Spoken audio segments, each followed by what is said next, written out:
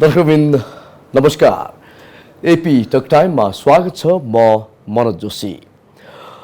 धुलो धुवाका कारण देशकै केन्द्रीय राजधानी काठमाडौँ कतिसम्म प्रदूषित छ र हामीले दैनिक कतिसम्म आफ्नो स्वास्थ्य बिगारिरहेका छौँ त्यो आफै ख्याल गरौँ। पछिल्लो समय त झन् काठमाडौँको वायु विश्वकै प्रदूषित सहर बनेको छ। आम नागरिकको स्वास्थ्य दिन प्रतिदिन खराब हुँदै गर्दा हामीले प्रदूषण घटाउन कुनै मापदण्ड पनि लागू गर्न सकिरहेका छैनौँ। मापदण्ड लागू गर्ने सरकारले नै होला, किन हुन सकिरहेको छैन? हामीले चाहिँ सोध्ने कसलाई हो? यो प्रश्नको जवाब दिने कसले? यो हदसम्मको गैर जिम्मेवार बनेको छ सरकार र यसका निकाय। प्रदूषणका कारण सावधानी नअपनाएमा मानव स्वास्थ्यमा गम्भीर असर पर्न सक्छ। त्यसैले यस्ता असरबाट बच्न हामी आफै सावधानी पनि अपनाउनुपर्छ। आज हामी नागरिकको स्वास्थ्यसँग जोडिएर कुरा गर्नेछौँ। हामीसँग हुनुहुन्छ डाक्टर अशेष ढुङ्गाना। उहाँ छाती रोग विशेषज्ञ हुनुहुन्छ। डाक्टर साहब, स्वागत छ यहाँलाई। धन्यवाद। कस्तो छ, आराम हुनुहुन्छ? म त आराम नै छु अहिले, तर अब यो पछिल्लो तपाईँले आई थिङ्क जोडिसक्नुभयो। हाम्रो सहरको चाहिँ यो अब वातावरणको प्रदूषणको लेभल चाहिँ एकदमै हाई भएको भएर चाहिँ पछिल्लो केही दिनदेखि काठमाडौँको चाहिँ हावा निकै नै प्रदूषित छ। बाहिर हिँड्दाखेरि पनि आई थिङ्क आम जनमानसले नै अलिकति पर्सिभ गर्ने लेभलकै पोल्युसन छ। बाहिर निस्किँदाखेरि आँखा पोल्ने, आँखा चिलाउने, नाक पोल्ने जस्ता समस्याहरू पनि देखिरहेका छन्। अहिले त भर्खरै मैले यो डाटा पाएको थिएँ कि काठमाडौँ उपत्यका जो नेपालको केन्द्रको राजधानी विश्वमै सबैभन्दा प्रदूषित सहर, सबैभन्दा डरलाग्दो प्रदूषण काठमाडौँमा छ भनिन्छ। यो त निकै लाजमर्दो भयो नि हामीलाई यो विषयमा कुरा गर्नु पनि। दुईवटा कुरा भयो। एउटा त लाजमर्दो पनि भयो। अब अर्को कुरा चाहिँ यो चाहिँ कन्सर्नको विषय पनि भयो। यो ठुलो कन्सर्नको विषय हो। हामीले एयर पोल्युसनलाई हेऱ्यौँ भने चाहिँ यो वायु प्रदूषणले चाहिँ स्वास्थ्यमा अत्यन्तै नकारात्मक असर पार्छ र यसले शरीरका सम्पूर्ण अङ्गहरू, विशेष गरेर फोक्सो, मुटु, मस्तिष्क लगायतका सम्पूर्ण अङ्गहरूलाई असर गर्ने, सम्पूर्ण चाहिँ शरीरभरिको अङ्गलाई असर गर्ने हुनाले चाहिँ यसबाट चाहिँ यसको बारेमा चाहिँ एउटा त अब अवेरनेस र यसको बारेमा चाहिँ एक्सन सेकेन्ड चाहिँ हुनु जरुरी छ।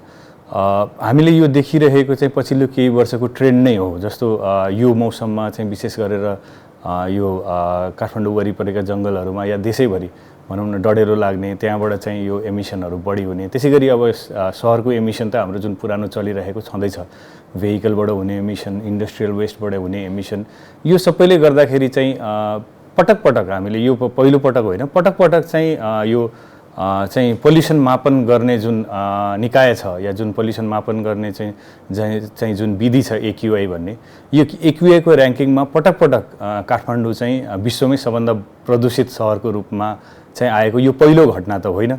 यो भन्दा पहिले पनि भएको छ। तर यो हाम्रो लागि चाहिँ लाजमर्दो भन्दा पनि म त धेरै नै कन्सर्निङ कुरा भनेर भन्छु। विश्वकै प्रदूषित सहर भन्दै गर्दा एउटा गम्भीर कुरा पनि हो, कन्सर्नको कुरा पनि आयो र सम्बन्धित निकायले लाज मान्नुपर्ने तर लाज लुकाइएको अवस्था छ। यो अहिले तत्कालको अवस्थामा हिजो आजै भनौँ, अहिलेको काठमाडौँ सहरको अवस्था कस्तो पाउनु भएको छ? कति हो त्यो प्रदूषित एकदम डरलाग्दो अवस्था भनेको? कस्तो अवस्थामा पुगेको छ? अब जस्तो यसमा चाहिँ मापन गर्ने विभिन्न प्रदूषणलाई मापन गर्ने विभिन्न विधिहरू छन्। मुख्य रूपमा चाहिँ एयर पोल्युटेन्ट्स, जुन हावामा हुने पोल्युटेन्ट्सहरू या प्रदूषण गर्ने तत्त्वहरू छन्, यसलाई चाहिँ दुईवटा ग्रुपमा हामीले डिभाइड गर्न सक्छौँ। एउटा चाहिँ डस्ट पार्टिकल भनेर भन्छौँ, जुन धुलोका कणहरू भनेर भन्छौँ, र सेकेन्ड चाहिँ ग्यासियस वेस्टहरू, टक्सिक ग्यासेसहरू, चाहिँ रासायनिक ग्यासेसहरू, जसले चाहिँ हाम्रो स्वास्थ्यलाई प्रतिकूल असर गर्छ। र यसलाई मापन गर्ने विधिहरू पनि विभिन्न छन्। एउटा विधि भनेको PM 2.5 भने 2.5 माइक्रोन लेभलका चाहिँ पार्टिकुलेट म्याटरहरू चाहिँ हावामा कति छन् भनेर भन्ने हो। र विश्व स्वास्थ्य सङ्गठनको मापदण्ड अनुसार चाहिँ त्यो चाहिँ 10 माइक्रोग्राम पर मिटर क्युब भन्दा कम हुनुपर्ने हुन्छ। काठमाडौँको मात्र हामीले इक्जाम्पल लियौँ भने चाहिँ यो कहिले पनि 40-50 भन्दा कम भएको देखिँदैन। उस्तै हेर्नुहुन्छ भने पछिल्लो जुन हिजो र अस्तिको जुन लेभल थियो त्यो चाहिँ झन्डै 170, हाइएस्ट भनेको 170 सम्म पुगेको अवस्था थियो। भनेको चाहिँ झन्डै चाहिँ 17 देखि 20 गुणा बढी विश्व स्वास्थ्य सङ्गठनको मापदण्ड भन्दा पनि 17 देखि 20 गुणा बढी चाहिँ PM 2.5 को लेभल चाहिँ काठमाडौँमा को हावामा देखिएको थियो एउटा। अर्को मापन गर्ने विधि भनेको चाहिँ AQI भन्ने हुन्छ, एयर क्वालिटी इन्डेक्स हुन्छ। यसमा चाहिँ PM 2.5 लगायत अन्य चाहिँ ग्यासेसहरूलाई पनि मेजर गरिन्छ र यसका लेभल्सहरू डिफ्रेन्ट लेभल्सहरू छन्। अब साधारणतया सामान्य राम्रो हावा चाहिँ 50 भन्दा मुनिकोलाई मानिने गरिन्छ। काठमाडौँको हावा कहिले पनि भनौँ न 50 भन्दा मुनिको देखिने भनेको हार्डली वर्षमा 1 महिना, त्यो पनि स्पेसली हाम्रो चाहिँ अगस्त सेप्टेम्बर महिनातिर चाहिँ पोल्युसनको लेभल चाहिँ कम हुने भनेको असोज कार्तिकको महिनातिर चाहिँ अलिकति कम हुने हुनाले त्यो चाहिँ त्यो मापदण्डभित्र परेको त्यो बेलामा देखिन्छ। अदरवाइज वर्षैभरि हाम्रो चाहिँ AQI चाहिँ जहिले पनि 100 भन्दा माथि देखिन्छ र लास्ट 2 दिनको तपाईँले AQI को डेटा हेर्नुभयो भने चाहिँ यसले 200 को चाहिँ आँकडा पार गरेको देखिन्छ र 200 को आँकडा पार गर्नु भनेको 150 भन्दा मुनि चाहिँ AQI भयो भने यसले चाहिँ हाई रिस्क ग्रुपहरूलाई चाहिँ खराब असर गर्न सक्छ भन्छौँ। हाई रिस्क भनेको वृद्धहरू, बालबालिकाहरू, दीर्घरोगीहरू र दम रोगीहरूलाई चाहिँ 150 भन्दा माथिले असर गर्न सक्छ। 200 भन्दा माथिको AQI मा चाहिँ साधारण मानिसहरूलाई पनि भनेको हेल्दी मानिसहरूलाई पनि चाहिँ यो लेभल अफ प्रदूषणले चाहिँ रोगी बनाउन सक्छ भनेर हामीले बुझ्नु पर्यो। डाक्टर साहब, यो प्रदूषणले मानव स्वास्थ्यमा सामान्य असर मात्रै गर्छ अथवा गम्भीर असर अथवा ज्यानै जानेसम्मको असर पनि गरिरहेको छ? दुईटा कुरा छ हेर्नु। सबभन्दा मोस्ट इम्पोर्टेन्ट हामीले बुझ्नु या बुझाउनु पर्ने कुरा के हो भन्दाखेरि चाहिँ यसले गर्न त निकै नै गम्भीर असर गर्छ। साधारण असरहरू भने छोटो समय एक्सपोजर भएका मानिसहरूलाई, केही समयको लागि एक्सपोजर भएका मानिसहरूलाई चाहिँ साधारण अल्पकालीन समस्याहरू, नाक चिलाउने, आँखा चिलाउने, खोकी लाग्ने, सामान्य ब्रोन्काइटिस या विभिन्न खाले भाइरल सङ्क्रमणहरूको रिस्क बढाउने गर्दछ। तर त्यो निकै त्यसको सानो पाटो हो। लामो समयसम्म प्रदूषित हावामा सास फेरेका मानिसहरूलाई चाहिँ निकै गम्भीर समस्याहरू हुने कुरा चाहिँ शोधहरूले चाहिँ प्रुभ गरिसकेका छन्। त्यसमा कुनै धेरै डाउट छैन। जस्तै विभिन्न खाले दीर्घ दम रोगहरू, COPD, ब्रोन्काइटिस जस्ता दीर्घ दम रोगहरू चाहिँ गराउन सक्छ प्रदूषित हावामा। दोस्रो कुरा चाहिँ यसले चाहिँ फोक्सोको क्यान्सर नै सम्म पनि गराउन सक्ने देखिएको छ शोधहरूले। प्रदूषित हावामा सास फेरेका मानिसहरूलाई फोक्सोको क्यान्सर हुने सम्भावना बढी देखिएको छ। त्यसै गरी मुटु मा चाहिँ यो दोस्रो अब भनौँ न मुटु र फोक्सो चाहिँ मुख्य अङ्गहरू हुन् जसलाई चाहिँ वायु प्रदूषणले असर गर्छ। हृदयघातका समस्याहरू गराउन सक्छ। त्यसै गरी मस्तिष्कलाई असर गर्न सक्छ। अब हामीले हेऱ्यौँ भने चाहिँ अब यसको असर त निकै नै जटिल नै देखियो। हृदयघातसम्म गराउन सक्ने, भनौँ न स्ट्रोक, पक्षघातसम्म गराउन सक्ने, फोक्सोको क्यान्सर गराउन सक्ने या अन्य अङ्गको पनि क्यान्सर गराउन सक्ने रासायनिक तत्त्वहरू यदि प्रदूषित हावामा छन् भने त यसको चाहिँ असर चाहिँ गम्भीर छ भनेर नै मान्नुपर्ने हुन्छ। र यस सँगसँगै जोडेर हेर्नुपर्दा यदि चाहिँ स्वस्थ मानिसले चाहिँ प्रदूषित हावामा चाहिँ सास फेर्यो र विशेष गरेर बालबालिकाहरूले चाहिँ प्रदूषित हावामा सास फेर्दाखेरि उनीहरूको यो फोक्सोको ग्रोथ भन्छौँ हामीले, जुन बढ्ने क्रम छ र लङ फङ्सन, फोक्सोको जुन फङ्सन छ त्यो फङ्सन नै लामो समयसम्म चाहिँ यसमा प्रतिकूल असर पर्ने देखिएको छ। उनीहरूको फोक्सोको ग्रोथ नै कम हुने देखिएको छ। त्यसैले वायु प्रदूषणबाट हुने हामीमा स्वास्थ्य जटिलताहरू चाहिँ धेरै कम मात्रामा मात्र साधारण छ। धेरै जसो समस्याहरू चाहिँ निकै जटिल छन्। यो तुरुन्त आजको भोलि नदेखिने हुनाले यसलाई यति ठुलो रूपमा देखिएको छैन। तर लामो समयसम्म प्रदूषित हावामा सास फेरियो भने यी सबै समस्याहरू चाहिँ मानव स्वास्थ्यमा आउन सक्छन्। भनेपछि अहिले काठमाडौँ उपत्यकामा फैलिरहेको प्रदूषण र यो हावामा एक किसिमको विषाक्त छ भन्ने बुझौँ?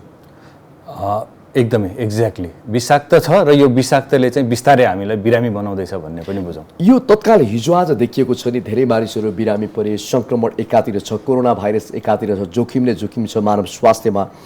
तर सम्बन्धित निकायले गर्नुपर्ने जागरुकता, एउटा सचेतनाका जुन उपायहरू छन्, मापदण्डहरू छन्, त्यो तोकिसकेको अवस्था पनि छैन, वास्तै छैन भनौँ। एकातिर हिजोआज फैलिरहेको सङ्क्रमण यही हावाको, यही प्रदूषणको कारणले देखिएको, धेरै मानिसहरू बिरामी पर्न थालेका छन्। डाक्टर साहब, सामान्यतः अहिले पनि हामीले पछिल्लो केही दिनदेखि चाहिँ अस्पतालमा यो सामान्य भनौँ न श्वास प्रश्वास सम्बन्धी समस्या लिएर आउने बिरामीहरू को इन्फ्लक्स चाहिँ बढी देखेका छौँ पछिल्लो 2 हप्तादेखि। यो पोल्युसनको लेभल बढ्न थालेदेखि यङ मानिसहरू, कम उमेर समूहका मानिसहरू चाहिँ निमोनिया लगायतका सङ्क्रमणहरू लिएर आउने क्रम पनि बढी देखिएको छ।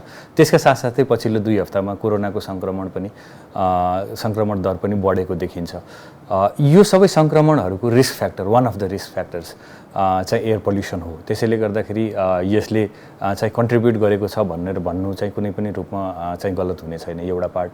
अर्को पार्ट चाहिँ यदि हामीले एयर पल्युसन र कोभिड इन्फेक्सनको चाहिँ रिलेसनसिप हेऱ्यौँ भने चाहिँ पछिल्ला शोधहरूले पनि के देखाएका छन् भन्दाखेरि चाहिँ कोभिड सङ्क्रमण चाहिँ एयर पल्युसन भएका ठाउँमा बढी देखिएको छ, नम्बर 1। नम्बर 2, एयर पल्युसन मा एक्सपोज भएका मानिसहरूमा चाहिँ कोभिड सङ्क्रमणको चाहिँ सिभियरिटी या त्यो सिभियरिटी चाहिँ बढी देखिएको छ।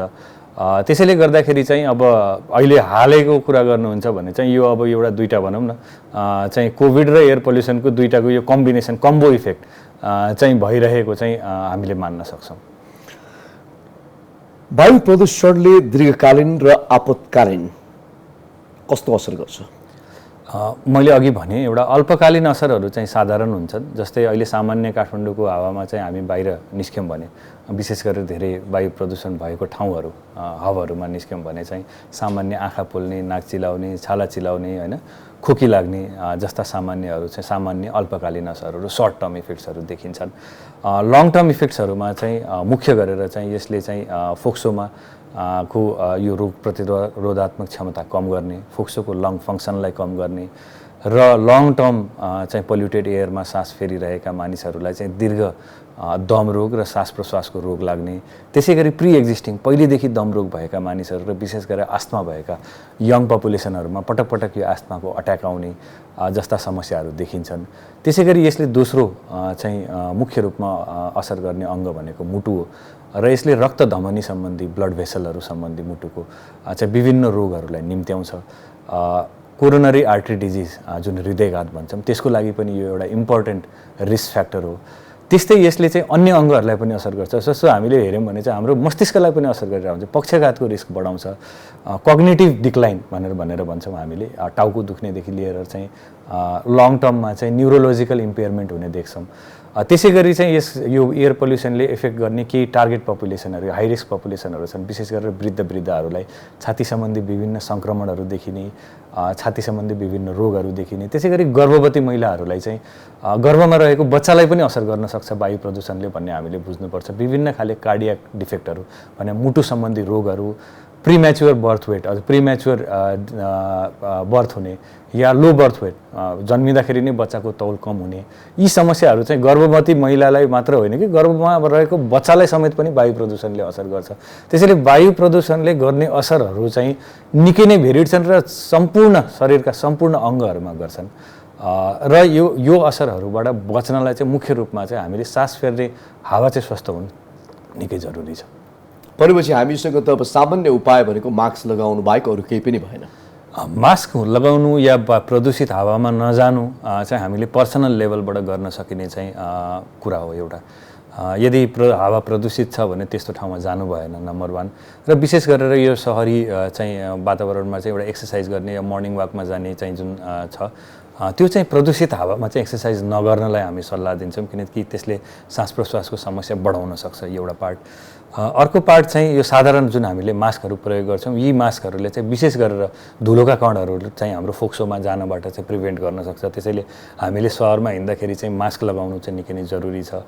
त्यो चाहिँ हाम्रो पर्सनल लेभलबाट चाहिँ प्रोटेक्सन भयो, त्यसले गर्न सकिन्छ। त्यो हामीले आफूले मात्र गर्न सकिने कुरा भयो। तर यसको दीर्घकालीन हामीले चाहिँ उपाय हेऱ्यौँ भने चाहिँ हावालाई सफा गर्नु बाहेक अन्य उपाय चाहिँ छैन वायु प्रदूषणबाट जोगिनु। डाक्टर साहब, यहाँ स्वयं हाल वीर अस्पतालमा कार्यरत हुनुहुन्छ, प्रदूषणकै भन्ने चाहिँ भएन, तर छातीमा समस्या देखिएर, शरीरमा समस्या देखिएर आउने बिरामीहरूको सङ्ख्या यो पछिल्लो अवस्थामा, हामीले कुरा गरेको अवस्था त गम्भीर छ, यो पछिल्लो अवस्थामा बिरामीको चाप कतिको पाउनु भएको छ?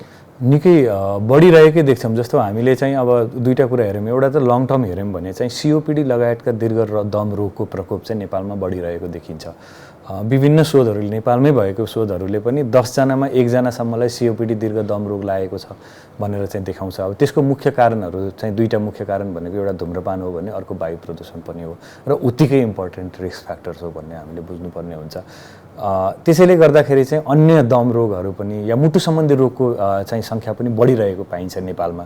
त्यो सबैमा चाहिँ यो वायु प्रदूषणले पनि धुम्रपानले जति नै कन्ट्रिब्युट गरिरहेछ भनेर चाहिँ हामीले बुझ्न सक्छौँ एउटा पार्ट भने।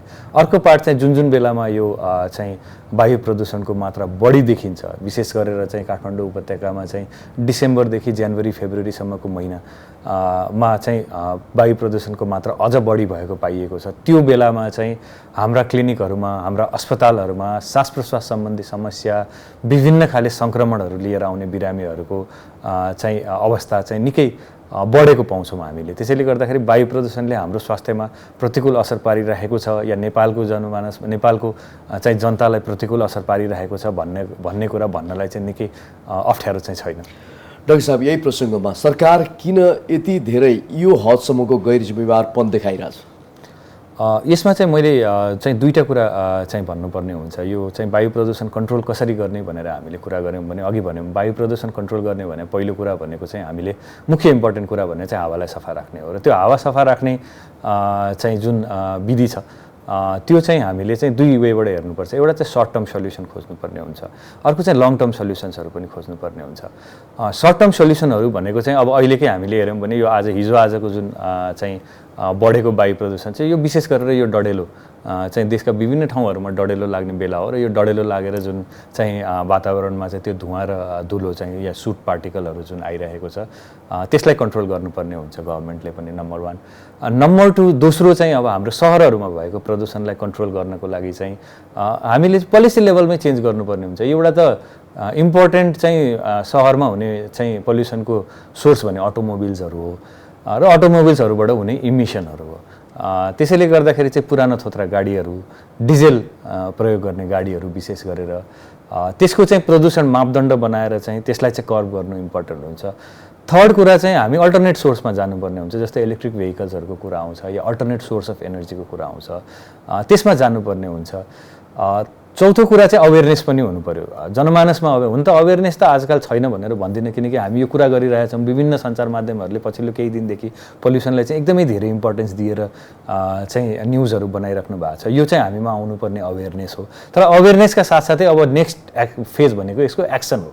त्यसैले एक्सनमा जानुपर्ने हुन्छ र गभर्मेन्टले गर्न सकिने चिजहरू यो हो। र अर्को कुरा चाहिँ अब जुन चाहिँ इन्डस्ट्रियल एमिसन भन्छौँ हामीले, विभिन्न चाहिँ कल कारखानाहरूबाट निक्लिने एमिसनहरूलाई पनि कन्ट्रोल गर्नुपर्ने हुन्छ। त्यो वातावरण अनुकूल छ कि छैन गभर्मेन्टले चेक गर्ने काम हो, गभर्मेन्टको काम चेक गर्ने हो। छैन भने त्यस्ता कल कारखानाहरूलाई बन्द गर्ने चाहिँ सरकारको काम हो।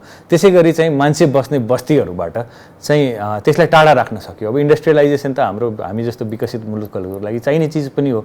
त्यसैले त्यसलाई चाहिँ मान्छे बस्ने बस्तीहरूबाट पर राख्न सकियो या सहरका हबहरूबाट पर राख्न सकियो भने चाहिँ गभर्मेन्टले गर्न सक्छ। र अर्को एउटा चिज भनेको चाहिँ सहरलाई सफा राख्ने तरिका भनेको या सहरको हावालाई सफा राख्न सकिने तरिका भनेको एउटा चाहिँ प्लान्टेसन हो भनेर हामीले चाहिँ पार्क्सहरू बनाउन सकेका छैनौँ। सहरहरूमा एकदम कन्क्रिट सहरहरू बनिरहेका छन्। हामीसँग मर्निङ वाक गर्न, एक्सर्साइज गर्न, घुम्न जान, बच्चाहरू खेल्नलाई हाम्रा सहरहरूमा चाहिँ त्यस्ता स्थानहरू छैनन् जहाँ चाहिँ हराभरा होस् या बढीभन्दा बढी प्लान्टेसन गरेर पनि चाहिँ पोल्युसनको लेभललाई चाहिँ कम गर्न सकिन्छ। डाक्टर साहब, यही तवरले यो प्रदूषण बढ्दै गयो, उपत्यकामा धुलो धुवाँका कणहरू यसरी फैलिएका छन्, यही तरिकाले बढ्दै गयो भने भोलिका दिनमा आम सर्वसाधारणको, आम नागरिकको स्वास्थ्य कतिसम्म खराब होला, के होला अवस्था, तपाईँले कल्पना गर्नुहुन्छ? एकदमै इम्पोर्टेन्ट इस्यु रेज गर्नुभयो। आई थिङ्क यो कुरामा चाहिँ सबैजना हामी कन्सर्न हुनुपर्ने हुन्छ। पोल्युसन घटाउने भनेको अहिले सर्ट टर्म हाम्रो आज भोलिको भनौँ न जुन समस्या छ त्यो समस्याको लागि मात्र होइन, यो चाहिँ हाम्रो भविष्य या भावी सन्ततिको लागि पनि हो। हामीले सहर सफा राखिदियौँ भने चाहिँ हाम्रो भावी सन्तति पनि हेल्दी हुनसक्छ। यदि हामीले चाहिँ सहरको चाहिँ वातावरणमा प्रदूषण थप्दै गयौँ भने चाहिँ जतिसुकै विकास गरे तापनि चाहिँ यो सहर चाहिँ हामीभन्दा पछाडिको सन्ततिको लागि, हाम्रै लागि भनौँ न, केही वर्षपछि या केही डिकेड्सपछि चाहिँ सासै फेर्न नमिल्ने या सासै फेर्न नलायकको चाहिँ सहर हुनसक्छ। खतराको घन्टी बजिसकेको छ। खतराको घन्टी धेरै पहिले बजिसकेको छ। यसको बारेमा अवेरनेस हुनु एकदमै जरुरी छ र एक्सनमा जानु एकदमै जरुरी छ। हामीले चाहिँ विकासको साथसाथै चाहिँ हाम्रो हावालाई या अन्य प्रदूषणहरूलाई पनि, यो प्रदूषणलाई चाहिँ कर्ब गर्नलाई पनि के गर्नुपर्ने हो, हामीले पर्सनल लेभलबाट के गर्नुपर्ने हो, हामीले समुदायको लेभलबाट के गर्नुपर्ने हो र सरकारको लेभलबाट सरकारले पोलिसी लेभलबाट के गर्नुपर्ने हो, यो सोच्नुपर्ने बेला चाहिँ निकै पहिले आइसकेको थियो र अहिले पनि चाहिँ यो चाहिँ निकै टटकारो रूपमा छ भन्ने बुझ्नुपर्ने हुन्छ। डाक्टर साहब स्वयं वीर अस्पताल सरकारी संस्थामा काम गर्नुहुन्छ, तर यहाँले बोल्न मिल्छ मिल्दैन त्यो त मलाई जानकारी भएन। तैपनि यति हुँदाहुँदै पनि सरकारले मानव स्वास्थ्यमा चासो देखाएको जस्तो लाग्छ या लाग्दैन तपाईँलाई? अब दुईटा पार्टबाट हेर्छु म यसलाई, कम्प्लिटली अब गरेकै छैन भनेर चाहिँ भन्नु पनि त्यति न्यायोचित नहोला, किनकि अहिले हामीले पछिल्लो केही वर्षदेखि देख्यौँ भने हामीले चाहिँ यो प्रदूषण मापन गर्ने जुन मिटर्सहरू छ त्यसको नम्बर्स बढेको छ नेपालमा। पछिल्लो आई थिङ्क 7-8 वर्ष अगाडि पनि 4-5वटा मिटर्सहरू मात्र थियो मापन गर्ने। त्यो मापन गर्ने चाहिँ हाम्रो विधि या हाम्रो चाहिँ रिच चाहिँ बढेको देख्छु एउटा पार्ट। अर्को पार्ट चाहिँ केही दिन अगाडि मात्र स्वास्थ्य मन्त्रालय अगाडि चाहिँ सरकारले दुईटा फोक्सो यो लङ मोडेल फोक्सोहरू राखेको थियो र त्यसले देखाउनको लागि बेसिकली चाहिँ हाम्रो हावा चाहिँ कतिको प्रदूषित छ र आई थिङ्क वातावरण मन्त्रालयले केही कार्यहरू चाहिँ गरिरहेको छ, कार्य नगरेकै होइन, तर त्यो चाहिँ ग्राउन्ड लेभलमा देखिने गरी चाहिँ हामीले चाहिँ महसुस गर्न पाएका छैनौँ। त्यो महसुस अब हुन त यो ओभरनाइट हुने सल्युसन हुने प्रब्लम चाहिँ होइन, यसलाई समय लाग्छ र यसको लागि कन्टिन्युअस ड्राइभ चाहिन्छ र त्यो कन्टिन्युअस ड्राइभ चाहिँ सबै लेभलबाट सरकारको लेभलबाट विशेष धेरै हुनुपर्ने हुन्छ र अरू हाम्रो पर्सनल लेभलबाट हाम्रो सामाजिक लेभलबाट पनि चाहिँ झन्झन या हाम्रो काम भनेको सरकारलाई घचघच्याउने पनि हो। यदि भइरहेको छैन या तपाईँहरू पत्रकारहरूको काम या हामी चाहिँ भनौँ न जनस्वास्थ्य जनताको स्वास्थ्यप्रति सरोकार राख्ने व्यक्ति भएको हुनाले यसको लागि चाहिँ सरकारलाई चाहिँ घचघच्याइराख्नुपर्ने चाहिँ जिम्मेवारी हाम्रो पनि हो। तर सरकारले पनि चाहिँ यसलाई एकदमै सिरियस रूपमा लिएर चाहिँ यसको अगेन्स्टमा चाहिँ या यसलाई पोल्युसनलाई कर्ब गर्नलाई चाहिँ एक्ट गर्नुपर्ने हुन्छ र देखिने गरी त्यति देखिँदैन ग्राउन्ड लेभलमा देखिएको छैन, देखिने गरी चाहिँ यसमा एक्सन गर्नुपर्ने चाहिँ जरुरी। तर सरकार त अहिलेको अवस्थामा मानव स्वास्थ्यको चिन्ता गर्नुभन्दा पनि देशको चिन्ता गर्नुभन्दा पनि तपाईँको आफ्नै सत्ता र स्वार्थमा रमाइरहेको देखिएको छ, यो साँचो पनि हो। अहिले तत्कालै सरकारले गर्नुपर्ने के हो? हुन त हामीले कुरा गर्छौँ, कुरामा मात्रै सीमित हुने हो कि, तर व्यवहारमा एक्सनमा उत्रिनुपर्छ। यहाँले अघि नै भनिसक्नु भएको छ, एक्सनमा उत्रिएको छैन। प्रदूषणका विभिन्न कारणहरू छन्, विश्वमै प्रदूषित छ, यो हामीले बारम्बार भनिरहेका छौँ। सरकारलाई थाहा नभएको कुरा पनि होइन, योसम्मको लाचारी यो हदसम्मको चाहिँ गैर जिम्मेवारपनले त भोलिको अवस्था के हुन्छ भनेर हामीले सोच्नुपर्ने बाध्य भयो। यसमा अब अघि मैले भने जस्तै हो, यसमा चाहिँ दुईटा कुराबाट वेबाट हेर्नुपर्ने हुन्छ। एउटा चाहिँ अल्पकालीन समाधान खोज्नुपर्ने हुन्छ, सर्ट टर्म सल्युसन खोज्नुपर्ने। सरकारले गर्नुपर्ने के छ तत्कालै? अहिलेको लागि चाहिँ अहिलेको जुन लेभल अफ पोल्युसन बढेको छ, यो पोल्युसन बढ्नुको कारण चाहिँ डडेलो हो हाम्रो, यो वर्षेनीको समस्या हो। फेरि अहिले यो कल कारखाना पनि हुन्, तर कल कारखाना चाहिँ अब जस्तो हामीले काठमाडौँमा हेऱ्यौँ भने चाहिँ काठमाडौँको सोर्सहरूमध्ये एउटा चाहिँ ब्रिक किल्न भनेर भन्छ, जुन इँटा बनाउने जुन भट्टाहरू छन् या चिम्निजहरू छन्, त्यसले पोल्युसन बढाएर हुन्छ। र अर्को चाहिँ एग्रिकल्चरल वेस्ट, यो काठमाडौँको वरिपरि जुन खेतीपाती हुन्छ, त्यो खेतीपाती हुँदाखेरि त्यसमा भएको पराल जुनहरू हुन्छ त्यो डढाउने क्रम पनि हुन्छ। त्यसै गरेर काठमाडौँभित्र हुने भनेको चाहिँ यो भेहिकुलर एमिसन पनि एउटा एकदम इम्पोर्टेन्ट सोर्स हो। यो तीनवटा सोर्सलाई चाहिँ कर्ब गर्नुपर्ने हुन्छ। पुराना गाडीहरूलाई रिप्लेस गर्नु पर्यो। अल्टरनेट एनर्जीमा सरकारले चाहिँ अब कसरी हुन्छ, अल्टरनेट एनर्जीलाई चाहिँ बढावा दिनु पर्यो, इलेक्ट्रिक भेहिकल्सहरूलाई बढावा दिनु पर्यो। अब त्यसमा ट्याक्सेसन कम गरेर गर्नुपर्ने हुन्छ कि या पेट्रोल डिजेलबाट चल्ने गाडीहरूमा ट्याक्स बढाएर हुन्छ कि होइन, त्यसलाई चाहिँ रिप्लेस गर्ने कोसिस गर्नु पर्यो। र त्यसै गरी चाहिँ अब यो सहरी केही सर्ट टर्म सल्युसनहरू चाहिँ सहरमा पनि गर्न सकिन्छ। जस्तै यो विभिन्न जुन कन्स्ट्रक्सन साइटहरू हुन्छ, यो कन्स्ट्रक्सन साइटहरूबाट जुन निक्लिने धुलोका कणहरू हुन्छन् त्यो सस्पेन्ड हुन्छन् हाम्रो हावामा, र त्यो जति मुभमेन्ट हुन्छ हाम्रो भेहिकुलर मुभमेन्ट या मान्छेको मुभमेन्टबाट त्यो डस्ट पार्टिकलहरू, सिलिकाका डस्टहरू चाहिँ हावामा सस्पेन्ड हुन्छन्। र त्यसलाई कम गराउने तरिका सर्ट टर्म तरिकाहरू पनि छन्, जस्तै पानी स्प्रे गरेर गर्न सकिन्छ। केही दिन अगाडि काठमाडौँको चाहिँ स्ट्रिटमा देखिएको पनि थियो, तर त्यो ड्राइभ ठुलो देखिँदैन। जस्तो स्ट्रिटमा भएको हाम्रो बाटोमा भएको जुन धुलोहरू हुन्छ त्यो हाम्रो मुभमेन्टले सस्पेन्ड हुन्छ, हावामा आइपुग्छ। त्यसलाई कमसेकम कम गर्नलाई चाहिँ बाटोलाई चाहिँ पानीले स्प्रे मात्र गऱ्यौँ भने पनि केही हदसम्म चाहिँ पोल्युसनको लेभल कम गर्न सकिन्छ। तर यी समाधानहरू सर्ट टर्म हुन्।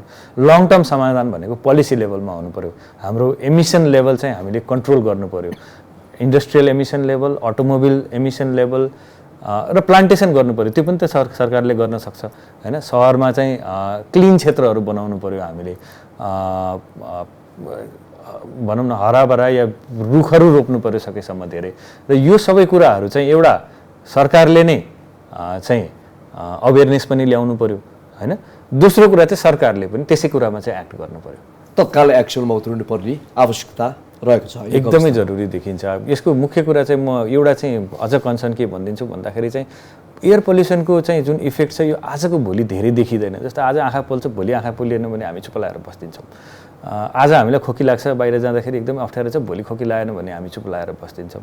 तर यसको लङ टर्म इफेक्ट मैले अघि भने नि तपाईँलाई फुक्सोको क्यान्सर, मुटुको रोगदेखि लिएर गएर फुक्सोको दीर्घदम रोगहरू या अन्य मस्तिष्क सम्बन्धी रोगहरू, यो सबै रोगहरू चाहिँ यो आजको भोलि नदेखिने भएकोले वर्षौँ चाहिँ लाग्ने भएको हुनाले चाहिँ हामीले इमिडिएट यसको इफेक्ट देखेका छैनौँ। त्यसैले हामीले चाहिँ यसलाई अलिकति कम भनौँ न, या जनमानसले पनि अब यो त वर्षमा एक दुईचोटि हुने चिज भइसक्यो, अब सफा हुँदै जान्छ, खोइ म त रोगी भएको छैन भनेर सोच्नु भएन। यसले चाहिँ दीर्घकालीन असर चाहिँ निकै भयावह रूपमा गर्छ र यसले हामीलाई मात्र होइन हाम्रो सन्ततिलाई पनि चाहिँ असर गर्छ भन्ने बुझ्नुपर्ने जरुरी छ। हस् डाक्टर साहब, यहाँसम्म आएर आफ्ना महत्त्वपूर्ण भनाइ राखिदिनु भएको लागि त्यसको लागि यहाँलाई धेरै धेरै धन्यवाद। धन्यवाद तपाईँलाई पनि। दर्शकवृन्द, आज हामीले कुराकानी गऱ्यौँ नागरिकको स्वास्थ्यसँग जोडिएर। अहिले यो भन्न पनि निकै अप्ठ्यारो लाग्छ कि केन्द्रको राजधानी काठमाडौँ उपत्यका यति धेरै प्रदूषित छ, यति धेरै प्रदूषण फैलिएको छ, एक किसिमले अहिले हावामा विषाक्त धुलोका कणहरू फैलिएका छन्, जसले गर्दाखेरि दिन प्रतिदिन नागरिकहरू बिरामी पर्दै गइरहेका छन्। अस्पतालमा बिरामीहरूको चाप बढ्दै गइरहेको छ। हामीले यस्तो समस्याबाट जोगिनको लागि आफै सचेत हुने कुरा पनि हो र एक किसिमको मापदण्ड नीति नियम लागू गर्नको लागि यो जिम्मेवारी भनेको सरकारको हो। हामीले यही प्रश्न बारम्बार सोधिरहेका छौँ, कुराकानी गरिरहेका छौँ, यसमा आवाज उठाइरहेका छौँ। गर्ने कसले हो? मानव स्वास्थ्यसँग सम्बन्धित यस्ता गम्भीर कुराहरूको विषयमा सरकारलाई आखिर किन ध्यान जाँदैन? यी यावत प्रश्नहरू छन्। हामीले यिनै विषयमा कुराकानी गऱ्यौँ। धुलोका कणहरूबाट आफ्नो स्वास्थ्य जोगाउनका लागि के गर्ने, सम्बन्धित पक्षले के गर्न सक्छ र यी प्रदूषण हटाउनको लागि सरकारको तर्फबाट एक्सनमा उत्रिनको लागि किन सरकार पछि हटिरहेको छ भन्ने विषयलाई जोड्यौँ। हामीसँग हुनुहुन्थ्यो डाक्टर आशिष ढुङ्गाना। उहाँ छाती रोग विशेषज्ञ हुनुहुन्छ र हाल उहाँ वीर अस्पतालमा कार्यरत हुनुहुन्छ। AP1 हेर्दै गर्नुहोला। नमस्कार।